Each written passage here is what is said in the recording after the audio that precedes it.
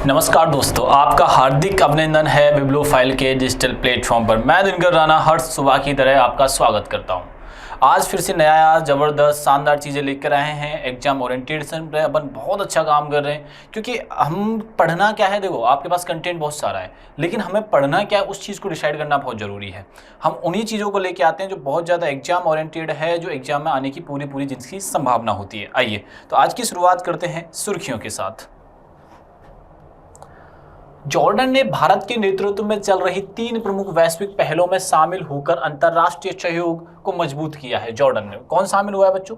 Jordan शामिल हुआ है 3 इंपॉर्टेंट पहलों में। अब कौन कौन सी वो पहले उनमें देखो, एक है सोलर अलायंसेज, ठीक है, ISA यानी कि सोलर अलायंसेज है। एक है कोलिएशन फॉर डिजास्टर, ठीक है। एक क्या है बच्चों?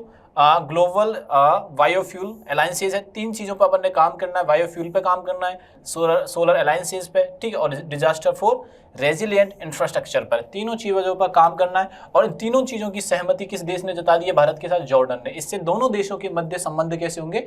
मजबूत होंगे। ये बात आप लोग यहाँ से ध्यान में रखिएगा। वॉइस क्लियर है? चलो ठीक है, आओ आगे बढ़ते हैं। क्या होता है कभी कभी, जैसे कि कई आपने पॉलिटिशियंस के पॉडकास्ट सुने होंगे या भाषण स्पीच देते हुए देखा होगा, तो वो लोग कहते हैं कि भारत का जो एकमात्र दोस्त है वो रूस है। ठीक है, जब भी प्रॉब्लम आती है तो रूस भारत के साथ हमेशा खड़ा होता है। तो हमने कई ऐसे मौके पर उसे देखा है। लेकिन जब जैसे कि जॉर्डन ने हाथ बढ़ाया है, ठीक है, भारत की तरफ जो जॉर्डन ने हाथ बढ़ाया है, तो ये भारत की स्थिति को मजबूत करते हैं। ये भारत की स्थिति और जॉर्डन के संबंधों के मध्य एक पुल का भी काम करते हैं। ये सारी चीज़ें जो अपन लागू कर रखे हैं, और दोस्ती से होने से आने वाले फ्यूचर में भविष्य होगा उसमें भी बहुत इंपॉर्टेंट डिसीजन मेकिंग में ये काम करते हैं। ठीक है, आओ नेक्स्ट चलते हैं। अप्रैल 2026 को जारी SIPRI International Peace Research Institute के नवीनतम आंकड़े के अनुसार भारत वैश्विक स्तर पर 5वां सबसे बड़ा सैन्य खर्च करने वाला देश बना है। सैन्य यानी कि मिलिट्री पर सबसे ज्यादा खर्च करने वाला देश बना है। ठीक है, ये बात आप लोग ध्यान रखना। मिलिट्री पर अब ज्यादातर लोग क्यों है कि अपनी सुरक्षा को लेकर इनसिक्योर है। हर बंदा हर दोस्त रहा या दुश्मन रहा या कोई भी कंट्री रही, वो ये सोच रही होती है कि हम कहीं ना कहीं सिक्योर हो जाए। अगर कोई हम पर अटैक करता है तो हम उसके दबाव में ना रहकर उसका अपन काउंटर कर पाएँ अच्छी तरीके से। जब हम काउंटर करेंगे तो चीज़ें इंप्रूव हो जाती हैं, लड़ाई करने का एक मौका मिलता है। लेकिन अब यही लोग ये भी तो हैं, जैसे जापान ने, हमने पिछले दिनों देखा कि जापान ने जो शक्तिशाली हथियार है उनकी पहले एक्सपोर्ट कर रहा था, उस पर रोक हटा दिए कि भैया हम भी बेचेंगे। सैन्य चीज़ें बेचना इनलीगल होता है, बट इनलीगल होता है लेकिन उसके परिणाम बहुत बुरे आते हैं। ठीक है, लीगल इनलीगल आज के टाइम पे ऐसी कोई भी चीज़ बची नहीं है। बस लोग अपना पैसा बनाने के चक्कर में रहते हैं। जैसे आपने देखा होगा अमेरिकन प्रेसिडेंट डोनाल्ड ट्रंप, सुबह कुछ बोलते हैं, शाम को कुछ बोलते हैं। तो उन्हें फाइनेंशियली मजबूत होने का फाइनेंशियल मजबूत होने की वो चीज़ें चाहते हैं कि भैया हम फाइनेंशियल मजबूत हो जाएं। तो ये लोग भी यही है।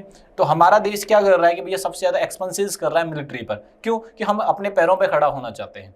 अगर कोई देश अटैक करता है हम उसके लिए रेडी रहे। तो इस वजह से 5th कंट्री बन गया है जो सैन्य खर्च कर रहा है, मिलिट्री पे खर्च कर रहा है। ठीक है ना, एक्सपेंसेस की बात की जाए तो दिसंबर 25 में भारतीय बैडमिंटन स्टार 2 बार की ओलंपिक पदक विजेता PV सिंधु को 2026 और 29 कार्यकाल के लिए BWF एथलेटिक आयोग का अध्यक्ष चुना है। ठीक है, PV सिंधु ने लगातार बैडमिंटन प्लेयर है। PV सिंधु कौन है? बैडमिंटन प्लेयर है, और भारत को 2 लगातार ओलंपिक मेडल जिताए हुए हैं इन्होंने। ठीक है, ये बात आप लोग यहाँ से ध्यान रखना। ठीक है, 2024 की ध्वज वाहक भी रही है, ये बात भी ध्यान रखना है। ठीक है, आओ एक जो ये कार्य किया है ना, इसको एप्रिशिएटिंग कार्य है बॉस। हमेशा हम जो हमारी गवर्नमेंट है, बीजेपी है अभी जो सेंटर में बैठी, हमेशा कुछ ना कुछ उनको उलाहना देते रहते हैं, कुछ ना कुछ बोलते रहते हैं। लेकिन आज उन्होंने जो कार्य किया है, मैं आपको लिटरली मैं बता देता हूँ यहाँ से, गजब का, वो अप्रिशिएट करने वाला है। यूपी के अंदर एक एक्सप्रेस वे बनाया है, यूपी के अंदर एक्सप्रेस वे बनाया है जिसका नाम है गंगा एक्सप्रेस वे। क्या है? Ganga express way. Ganga express way की लंबाई है 594 किलोमीटर। ठीक है, ये उत्तर प्रदेश का सबसे लंबा एक्सप्रेस वे है। उत्तर प्रदेश का आपसे पूछा जाएगा कि उत्तर प्रदेश का सबसे लंबा एक्सप्रेस वे कौन सा है, तो गंगा एक्सप्रेस वे है, और इसकी जो लंबाई है वो है 594 किलोमीटर है। ये मेरठ से प्रारंभ होगा, बिडोली गांव से, और प्रयागराज जुड़ापुर दादू से जोड़ता है। ये बात आप लोग यहाँ से ध्यान रखना। ठीक है, 6 लेन है, 8 लेन तक इसका विस्तार किया जा सकता है, लेकिन अभी वर्तमान में वो जो बनाया गया है वो 6 लाइन के योग्य बनाया गया है। इस पर स्टार बना लो इस क्वेश्चन पे आप लोग। और इंपॉर्टेंट बात यह है कि आध्यात्मिक जो शहर है, आध्यात्मिक जो स्थान है, स्पिरिचुअल जो पैलेस हैं उनको जोड़ने का काम करेगा। जो क्या करेगा ये दोस्तों, ध्यान रखना, ये स्पिरिचुअल पैलेस को जोड़ने का काम करेगा, ये बात याद रखनी है आपको, ठीक है। बात समझ पा रहे हो? जैसे आप इमेज में देख पा रहे हो 6 लाइन है ये। फिनलैंड यूरोप का पहला ऐसा देश बन गया है जिसने लिथियम उत्पादन की पूरी चेन स्थापित की है, जिसमें यह चरण शामिल है कि प्रोजेक्ट 43 किलोमीटर के एक इंटीग्रेटेड नेटवर्क में फैला हुआ है, जिससे यह यूरोप के अन्य देशों में फैली हुई अलग अलग सप्लाई चेन की तुलना में कहीं ज्यादा कुशल बन जाता है। लिथियम की एक चेन बनाई गई है बच्चों, क्या बनाई गई है? लिथियम की एक चेन बनाई गई है और लगभग ये 43 किलोमीटर लंबी है और यूरोप में पूरे में सप्लाई की जाएगी, ठीक है। यूरोप के अंदर पूरे के पूरे अंदर ये सप्लाई की जाएगी, ये बात ध्यान रखना, ठीक है। ये अभी हम पढ़ चुके हैं, ये बात ध्यान रखना। भारत 5वां सबसे बड़ा सैन्य पर खर्च करने वाला देश बन चुका है, क्योंकि हर देश अपने आप को मजबूत करना चाहता है। भारतीय निशानेबाजी ने काहिरा में आयोजित ISSF जूनियर विश्व कप 2026 पदक जीतकर शीर्ष स्थान हासिल किया है। हाल ही में मैंने आपको पिछले दिनों बताया था कि ISSF का क्या है, आयोजन हो रखा है, और आयोजन हो रखा है मिस्र के अंदर। आयोजन कहाँ हो रखा है बच्चों? मिस्र में होता है। और मिस्र की राजधानी क्या है? मिस्र की राजधानी है काहिरा। वहां पे इसका आयोजन हो रहा है, जिसमें भारत कौन सी पोजीशन पर रहा है? भारत रहा है पहली पोजीशन। मैंने ये पिछले दिनों आपसे चर्चा यहाँ पे की थी, ये बात आप लोग यहाँ से ध्यान रखना। 16 पदक जीतकर भारत शीर्ष पर रहा है, ठीक है। इनमें 5 स्वर्ण है, 6 रजत है और 5 ही कांस्य है, ठीक है ना। Bronze, silver and gold medal. Akhil Bharatiya Ayurvigyan संस्थान ने नई दिल्ली के अंतरिम निदेशक के रूप में वरिष्ठ एंड्रोक्रिनोलॉजिस्ट डॉक्टर निखिल टंडन को नियुक्त किया है। ये बात ध्यान रखना, निखिल टंडन जी को इसके लिए नियुक्त किया है। बात समझ में आई इतनी सी? चलो आगे बढ़ते हैं। सॉरी, पहला क्वेश्चन देखते हैं। पहला, अच्छा ये भी है। भारतीय सेना द्वारा हाल ही में सैन्य अभ्यास प्रगति के लिए पहला संस्करण जो आयोजित किया गया है वो मेघालय में किया गया है। पहाड़ों की नगरी जहां भारत में सर्वाधिक वर्षा होती है, जिस जगह पर मान सिंह राव कि जिस राज्य में यानी कि मेघालय में ये संस्करण आयोजन किया है, ये बात ध्यान रखना। फॉरेन ट्रेनिंग नोड, ठीक है ना, कहाँ पे किया गया? ये मेघालय राज्य में ये किया गया है, ठीक है। आओ आगे बढ़ते हैं। हाल ही में भारत के नेतृत्व वाली वैश्विक पहल ISA, CDRI और GBA में कौन शामिल हुआ है? हाल ही में हम देख रहे थे 2 देशों के मध्य एक संबंध स्थापित करने के लिए, दोस्ती को बढ़ाने के लिए और उनके संबंधों को सही करने के लिए मित्रता करना बहुत जरूरी है, और उनके जो सामंजस्य बैठा के रखा जाए उतना बेटर है। तो भारत ने हाल ही में क्या किया है? भारत ने जॉर्डन के साथ ये सारे संबंध बनाए हैं, ठीक है। जॉर्डन के साथ दोस्ती की है, तो क्या क्या हुआ है उसके अंदर? ISA सोलर सिस्टम को लेकर काम हुआ है, CDRI और GBA इंफ्रास्ट्रक्चर को लेकर भी काम हुआ है। तो ये 3 याद रखना, GBI। तो ये 3 लोगों के लिए काम हुआ है। किस किस के बीच हुआ है? ये भारत और जॉर्डन के बीच दोस्ती का ये हाथ बढ़ाया गया। 3 प्लान बनाए गए, आप ऐसे समझो कि 3 दोस्ती के हाथ बढ़ाए गए, 3 उनके बीच संधियां की गई। अब 3 संधियां कौन कौन सी हैं वो आओ आप उसके बारे में हम बात करते हैं। 3 संधियां कौन कौन सी हैं वो देखते हैं, आओ।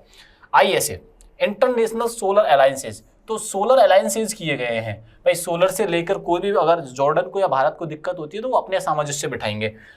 अपराध रोधी बुनियादी ढांचे के लिए गठबंधन किया है। CDRI मतलब अपराधों को रोकने के लिए अपने उन्होंने क्या किया? बुनियादी ढांचे को गठबंधन किया है।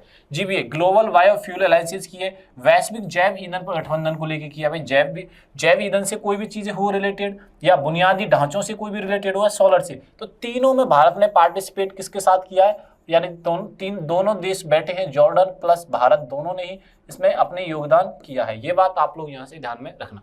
शुरुआत किसने की है इसकी? भारत ने शुरुआत की है। और भारत की राजधानी क्या है? तो भारत की राजधानी है बच्चों नई दिल्ली। यहाँ की करेंसी क्या है? रुपया।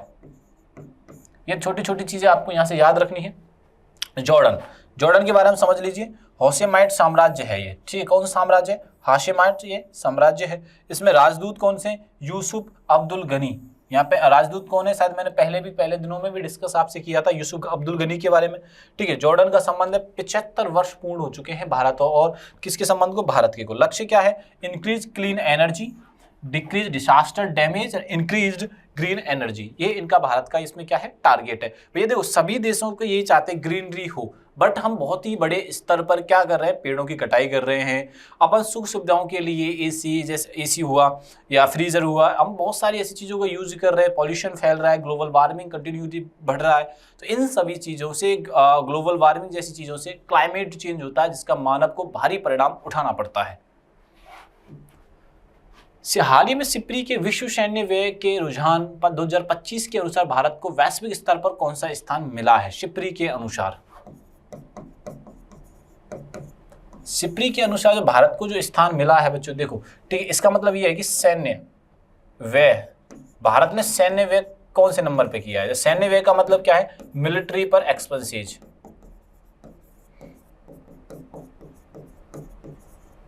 मिलिट्री एक्सपेंसेज, ठीक है ना। मिलिट्री एक्सपेंसेज की बात की जाए तो सबसे ज्यादा किसने किया है? सॉरी, अपने भारत में कौन से नंबर पर आता है? भारत आता है 5th पे, ठीक। इसके आगे 4 देश हैं, इससे आगे कौन कौन से देश हैं? 4। तो सिप्री के अनुसार भारत ने सैन्य व्यय टॉप 5 में रहा है भैया, ये बात आप लोग यहाँ से ध्यान रखना। पहले पे कौन रहा है उसकी बात करें, पहले पे रहा है यूएसए, कौन रहा है पहले पे? यूएसए। दूसरे पे कौन रहा है? चाइना। तीसरे पे कौन रहा है? रूस। और चौथे पे रहा है जर्मनी।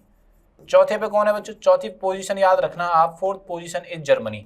4th पोजीशन पे कौन रहा है? जर्मनी रहा है, ठीक है। और 5th, इसको 4th कर लीजिए आप, 5th कर लो इसको, ठीक है ना। 5th पे रहा है और इंडिया रहा है 5th पर, यानी पहले पे कौन? यूएसए। सेकंड पे कौन है? चाइना। थर्ड पे कौन है? रूस। और 4th पे कौन है? अपना जर्मनी। और 5वें पे कौन आता है? अपना भारत देश आता है। तो सैन्य संगठन, वो सैन्य व्यय करने वाला सबसे बड़ा देश है यूएसए। सैन्य एक्सपेंसेस करने वाला, एक्सपेंडिचर करने वाला भारत जो देश का स्थान, हमारे भारत देश का हमें याद रखना है। तो एक्सपेंडिचर करने में भारत का जो स्थान है बच्चों, वो कौन सा है? 5th स्थान है। ये बात आप लोग यहाँ से ध्यान रखना। एक्सपेंडिचर की बात की जाए तो पहले स्थान पे कौन सा देश आता है? तो पहले स्थान पे आता है बच्चों यूएसए। दूसरे स्थान पे कौन आता है बच्चों? चाइना। तीसरे स्थान पे कौन आता है बच्चों? रूस। और जर्मनी भी पीछे नहीं है, 4th स्थान पे कौन आता है? जर्मनी। ये सारी बातें आपको यहां से याद रखनी है, ये सारी की सारी बातें क्या रखनी है आपको यहां से याद रखनी है। चलो आगे बढ़ते हैं।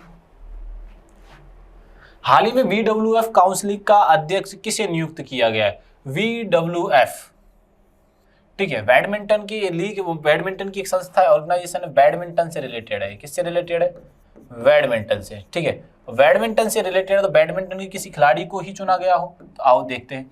तो बैडमिंटन का जो अभी हाल ही में अध्यक्ष जो चुने गए, यानी प्रेसिडेंट जो चुना गया है, वो है PV सिंधु, प्रेसिडेंट या चेयरमैन।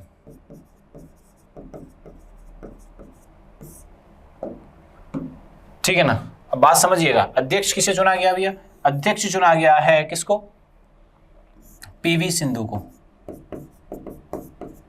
PV सिंधु को चुना गया है। और ये कौन है? बैडमिंटन प्लेयर हैं। भारत को 2 लगातार ओलंपिक मेडल जिताया था इन्होंने, भारत को 2 लगातार ओलंपिक मेडल विजेता हैं ये, मेडल विजेता। इन्होंने सिल्वर और एक ब्रॉन्ज मेडल जिताया है, ये बात ध्यान रखना। इनके कोच है बहुत फेमस हैं, गोपीनाथ जी। कोच का क्या नाम है बच्चों? गोपीनाथ। कई लोगों ने गोपी भी बोलते हैं, ठीक है ना। ये बात आप लोग यहां से ध्यान में रखिएगा। PV सिंधु एथलीट कमीशन अध्यक्ष बनी है। वर्ल्ड बैडमिंटन फेडरेशन बोर्ड डालने का अधिकार है हॉर्सिंस, ठीक है ना। आओ आगे बढ़ते हैं। हाल ही में चर्चा में रहे गंगा एक्सप्रेस वे की लंबाई कितनी है? आपको मैं लिटरली मैं आपको बता रहा हूँ, स्टार बना लो इस पर, ठीक है। योगी पहले बात ध्यान रखो कि यूपी के अंदर जो सरकार है ना, वो योगी सरकार है। योगी जी की क्या है? सरकार है। योगी जी जिस पार्टी से आते हैं उस बीजेपी है, ठीक है। हम किसी भी कार्य के लिए आलोचना जरूर करते हो, लेकिन यहाँ पे योगी जी ने बहुत शानदार काम किया है, ठीक है। गंगा एक्सप्रेस वे यूपी का सबसे बड़ा एक्सप्रेस वे है। गंगा एक्सप्रेस वे यूपी का सबसे बड़ा एक्सप्रेस वे है। एक्सप्रेस यूपी का सबसे बड़ा है। इसकी जो लेंथ है बच्चों, वो है 594 किलोमीटर। इसकी लेंथ कितनी है? 594 किलोमीटर। ये 3 लाइन है, ठीक है ना। और चर्चा करते हैं इसके बारे में। उद्घाटन नरेंद्र मोदी जी ने किया है यूपी हरदोई में। मेरठ से प्रयागराज तक है, ये सभी रास्तों को मिलाता है। मेरठ से कहां तक है? प्रयागराज तक है। समय की बचत होगी, पहले 12 घंटे लगते थे, अब लगेंगे 6 घंटे। किसी रास्ते के, किसी राहगीर के जब आप 6 घंटे कम कर देते हैं ना, तो वो दुआएं के साथ साथ आपको बहुत सारी चीजें देके जाता है।